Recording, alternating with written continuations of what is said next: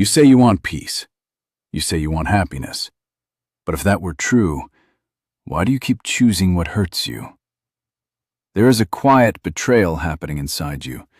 Not once, not twice, but every day. And it is not done by the world, not by your past, not by other people. It is done by you. Calmly, repeatedly, almost ritualistically. You walk toward what wounds you and call it fate. You stay where you are not loved and call it loyalty. You destroy what could have saved you and call it just how things are. But what if the truth is more disturbing than all of that? What if you don't just endure suffering? What if you want it? Not consciously, not proudly, but somewhere deeper than your thoughts, beneath your reasons, beneath your carefully constructed explanations, there is a part of you that reaches for suffering the way a starving man reaches for bread. And that part of you is not broken. It is human. Dostoevsky understood this part of you better than you understand it yourself, not as a philosopher standing at a distance, but as a man who had looked directly into the abyss and recognized himself there. He stood in front of a firing squad once. The rifles were raised. The sentence was read. Death was seconds away. And in that moment, something inside him changed, not because he was about to die, but because he suddenly saw life stripped of illusion. And then, at the last second, the execution was canceled. He lived, but he never returned to being the same man. Because once you face the edge, you begin to understand something terrifying. Life is not governed by reason. It is governed by something darker, something more chaotic, something that does not always want what is good for you. And that is where you begin to recognize yourself. You believe you are rational. You believe you make choices based on what will make you happy. But look closer at your life. Look at the relationship you stayed in long after it stopped feeling like love. You knew. You felt it. Every conversation that left you empty. Every silence that felt heavier than words. Every moment where you had the chance to leave and didn't. Why? You told yourself stories. It will get better. I'm just overthinking. I don't want to lose this. But beneath all of that, there was something else. A quiet pull toward the familiar discomfort. Because suffering, when it is familiar, feels safer than the unknown. And that is where the paradox begins. You do not always choose what is good for you. You choose what confirms you. Dostoevsky wrote about a man who lived in a basement of his own mind, a man who rejected logic, rejected happiness, rejected even the possibility of a better life. Not because he couldn't have it, but because he refused it. Because to accept happiness would mean surrendering control, and to surrender control would mean becoming predictable. And to become predictable would mean becoming less than human. You see, there is something inside you that resists being solved. You say you want your life to improve, but the moment things begin to stabilize, something shifts. You get restless, irritated, suspicious of your own peace. You start to question it. Is this really what I want? Why does this feel empty? And before you realize it, you introduce chaos back into your life. Not dramatically, not obviously. Just small decisions, small deviations, small acts of quiet sabotage. You ignore a message. You procrastinate on something important. You say something you didn't need to say, and suddenly, the peace is gone.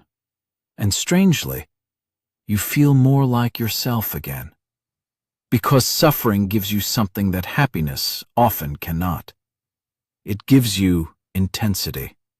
It gives you a sense of existence. It makes you feel real. There is a moment, you've experienced it, when everything is calm, stable, even good, and yet something feels off. Not wrong, but incomplete. Like a quiet room that is too quiet. Like a silence that begins to press against your ears. And in that silence, you start to feel something uncomfortable. Not pain, not sadness. Something worse. Nothing. And so you move, you disrupt, you create friction. Because even pain is better than nothing. This is the secret you don't want to admit. You are not just afraid of suffering. You are afraid of a life without it. Because suffering gives shape to your existence. It defines your story. It gives you something to fight, something to think about, something to carry. Without it, who are you? Dostoevsky saw this clearly. He saw that human beings do not always act in their own best interest, not out of ignorance, but out of defiance. A strange, stubborn defiance. You could choose the path that leads to stability, fulfillment, peace. And yet, sometimes you won't. Not because you can't, but because you don't want to be reduced to a predictable equation. Because if your life could be optimized like a machine, then what would be left of your freedom? And so you choose against yourself, again and again and again. You call it mistakes, but deep down, it feels intentional. Think about the moments when you knew exactly what to do and did the opposite. When you knew you should rest, but stayed awake, scrolling, thinking, spiraling. When you knew you should speak honestly, but chose silence instead. When you knew someone was good for you, but pushed them away. Why? It's not confusion. It's not weakness. It's something far more unsettling. It's the refusal to be controlled, even by your own logic. There is a part of you that would rather suffer freely than be happy under rules. Because happiness often comes with conditions, structure, discipline, consistency. And these things feel like constraints. But suffering is chaotic, unpredictable, alive. It gives you the illusion of depth.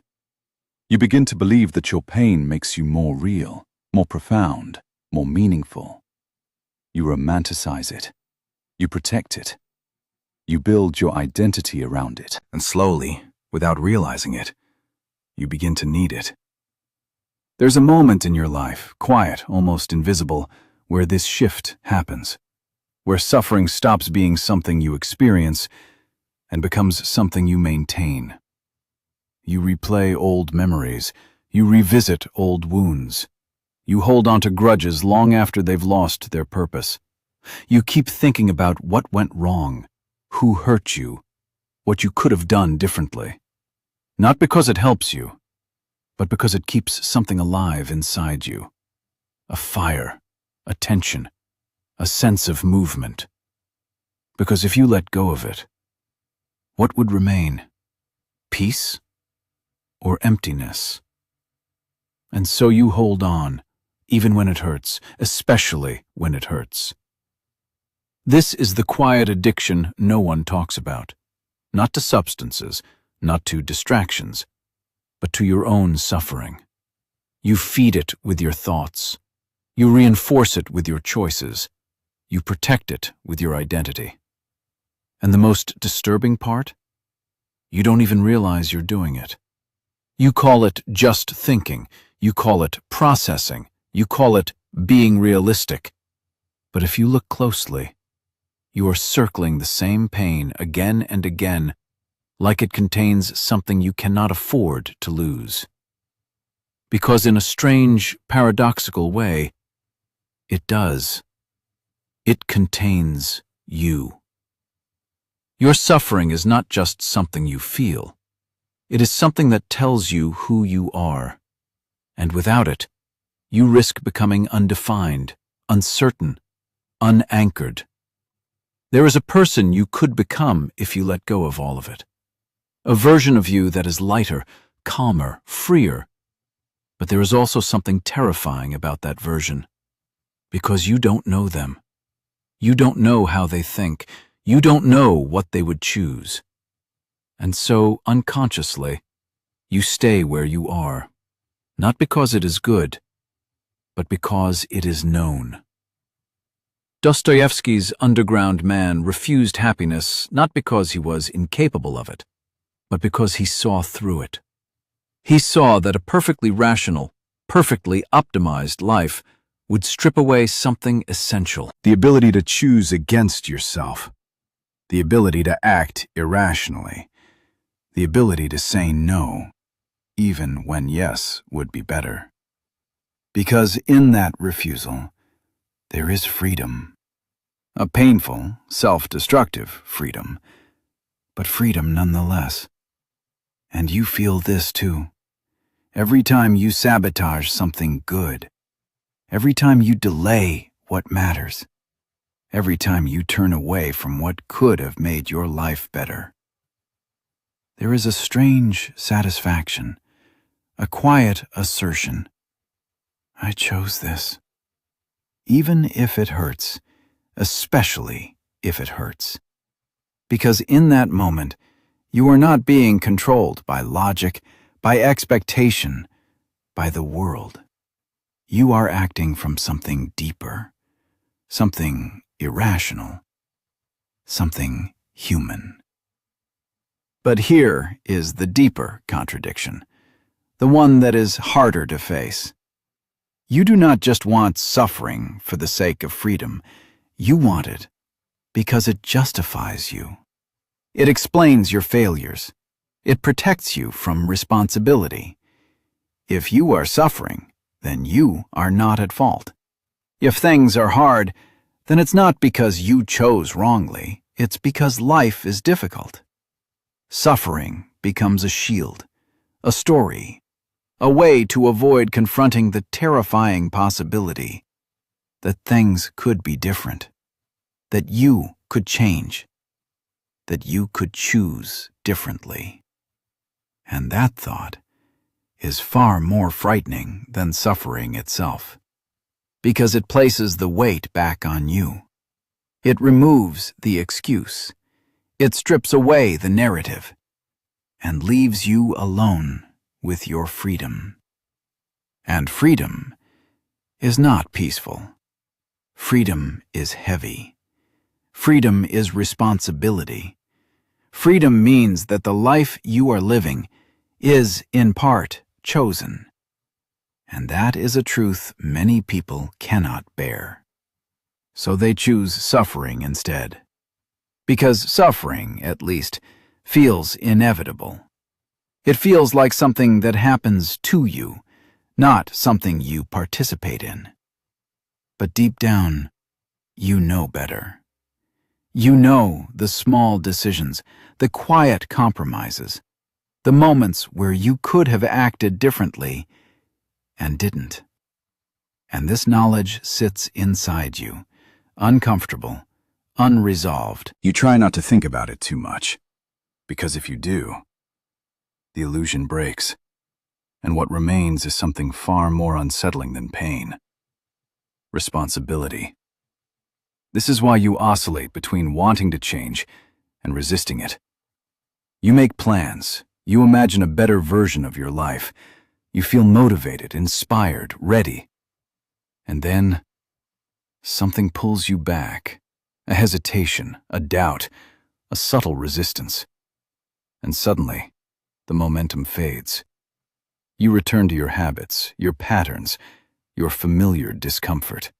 And you tell yourself, maybe later. But later never comes. Because the truth is, you are not just trying to escape suffering. You are trying to keep it close enough to feel like yourself.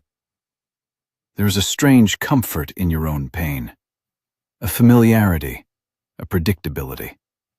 You know how to navigate it. You know how to think inside it. You know who you are within it. And leaving it behind feels like stepping into a void, an unfamiliar silence, where you are no longer defined by what hurts you. And that silence is unbearable. So you fill it with thoughts, with distractions, with new problems, with new forms of suffering. Anything to avoid that empty space where you might have to confront yourself without the story, without the pain, without the identity you've built around it. Because then, you would have to answer a question you've been avoiding. If you are not your suffering, then who are you? And what would you choose if you truly wanted to be free? This is where the real conflict begins. Not between you and the world, but between you and yourself. Between the part of you that wants peace and the part of you that resists it. Between the desire to be happy and the deeper, quieter desire to remain unchanged. Because change requires loss, not just of pain, but of identity, of narrative, of the version of yourself you've grown accustomed to being. And that loss feels like a kind of death. So you hesitate, you linger, you remain in the tension, Not fully choosing suffering, but never fully letting it go. And this is where most people live, in between. Not miserable enough to break, not free enough to transform, just existing, repeating, circling, until the days begin to blur, and the life they once imagined becomes something distant, unreachable. Not because it was impossible, but because they never truly chose it. And now we return to the beginning. You say you want peace. You say you want happiness. But the question remains, do you really? Or do you want something else, something deeper, something darker? Something that keeps you alive in a way peace never could. Because suffering is not just pain. It is movement. It is intensity. It is proof that you are still here. And perhaps that is what you are really afraid of losing. Not the pain itself, but the version of you that exists within it. So ask yourself honestly, not what you say you want, not what sounds right, but what your actions reveal. When the moment comes, when you are faced with the choice between peace and chaos, between growth and repetition, between letting go and holding on, what do you choose? And more importantly, why?